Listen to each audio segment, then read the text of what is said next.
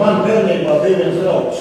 Viņš jau pagrabā pielikt kāds piepinamās piecas atslēgas priekšā. Es nevarēju saprast, kāpēc viņš to dara. Izrādās, viņš pats pa pagrabu iekšējām sienām daudz tējas un visiem ielāģiem viņa dārā. Es visu pateicu, paldies. Tad iznāk visi tie dienesti, kas strādā Liepājas domē. Visi ir blēžu galā. Blēžu galā šeit, vai ne?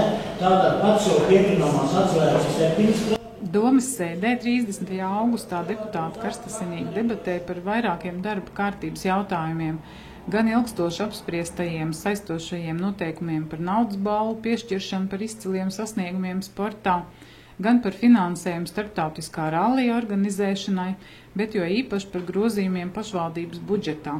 Vien bija sašutuši par to, ka svarīgākie jautājumi jau izlēmti komitejās un deputātiem domas sēdē tikai jāpaceļ roka.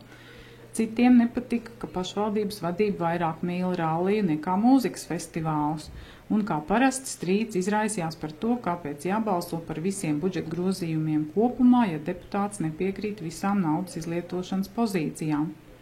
Tomēr galu galā vairākums kā parasti nobalsoja par, un visi lēmumu projekti tika apstiprināti. Par to, cik daudz naudas Liepājas budžetā papildu saņemts un kā tā tiks izlietota, stāsta domas izpilddirektora vietnieks Ronalds Fridsbergs.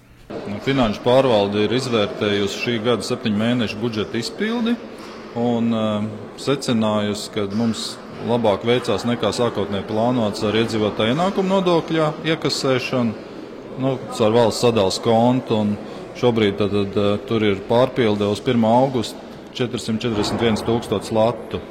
Tātad šo summu mēs piedāvājam sadalīt izdevumos, un arī esam izvērtējuši izdevumu pozīcijas, kur ir procentu maksājumiem atvēlēti kopumā 1 300 000 latu, bet skatoties reāli, cik tad būs nepieciešams, mēs konstatējam, apmēram 650 000 latu paliks, nebūs jāizmanto. Tas ir saistīts ar to, ka jau gada sākumā doma pieņēma lēmumu dzēst vecos kredītus dārgos, un tos nodzēšot tātad nav procentu maksājumu, un otrais ir tas, ka šajā laika posmā arī procentu likmes ir samazinājušās.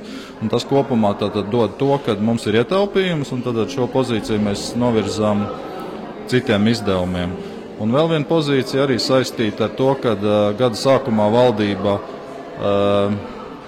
pielēma, kad viņi garantē 98% no iedzīvotāju ienākumu nodokļu izpildes. Mēs šobrīd redzam, ka viņi izpildās un pārpildās vairāk par 100%, un mums tie 2% bija ielikti tā kā rezervē, un arī šo rezervi mēs izmantojam. Un kopumā izdevumos sadalām 1 400 000 latu. Tad mērķi tur ir vairāki. Pirmkārt jau ar ministra kabineta noteikumiem, kas tagad ir saistīti.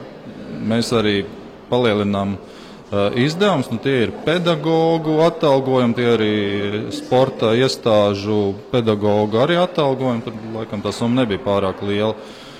Tad ir infrastruktūras projekti, pilsēta ir iepriekš pieņēmusi vairākus lēmumus, un vienkārši tad šī ir iespēja tos arī realizēt.